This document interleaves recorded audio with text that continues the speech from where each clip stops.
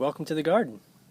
Today we're talking about black beans, how to grow them, how to save your seeds, and how to cook them. So to grow your beans, you want to just plant the seeds about an inch or two in the soil, and they're pretty foolproof. They come up on their own, nice and quick. I like to plant them early in the spring or in the fall because they're a little cool hardy, and although they're bush beans, they do vine out. These vine tendrils will climb out and grip onto things, but they are a bush bean, and they're normally grown for the beans, but you can eat them as snap beans when they're young like this. They're nice and crisp and fresh. They're delicious. So you can eat them raw, but you want them young. Something like this one back here is a little old. You can see the beans have swelled up, but about this size is good for eating raw. But to save your seeds, you want them to dry on the plant. And they should have a sort of papery husk. And I just shell them open like this and keep them in a container that's well ventilated, because they can grow mold on them because they will release moisture as they dry. And you want to harvest them pretty quickly, because if you let them go, they can get this mold on them, and then the beans inside will actually have some of the mold. Could rinse them off, but I don't like to risk it. So that's how you save your seeds. And then for each cup of beans, you want about 4 cups of water, and then boil them for about an hour or until they're soft. If they're still firm and they break more than they mush, then you just need more time. So you want them to be nice and soft and be able to mush open like that. So we're going to make a quesadilla here, and I've just taken 1 tortilla, and the cheese is melted on top, but the way to tell that it's really done is by smell. You'll be able to smell the toasted tortilla. So we're just going to flip this over. Try and flip it in the middle.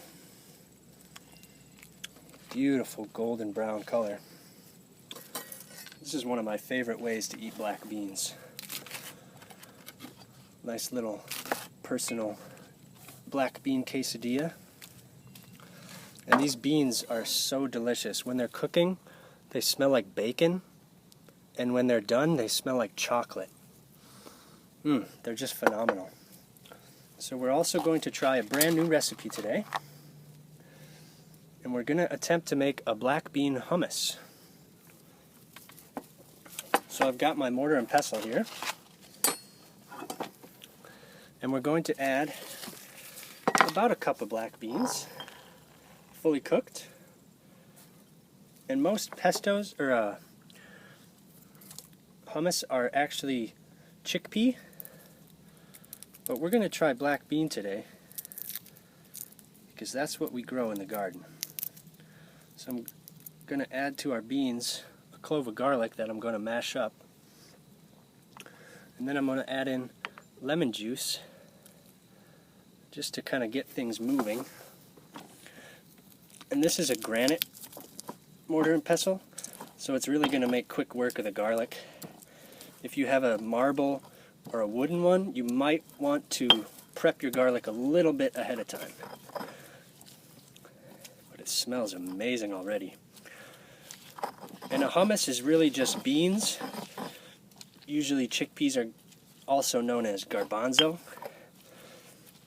garlic, lemon, and olive oil. So we're going to try and emulsify our oil last in with the lemon juice and the garlic.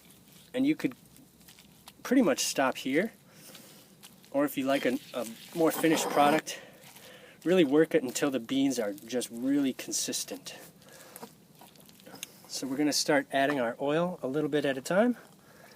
It smells so good. I usually cook my beans in a Mexican fashion with cumin. You can refry them and they're really nice in burritos or different chip dips, like a 7-layer dip.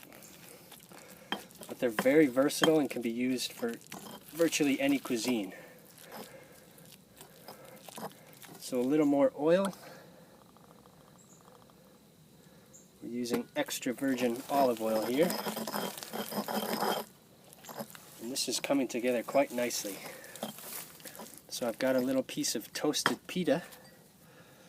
And let's give our little black bean hummus a try here.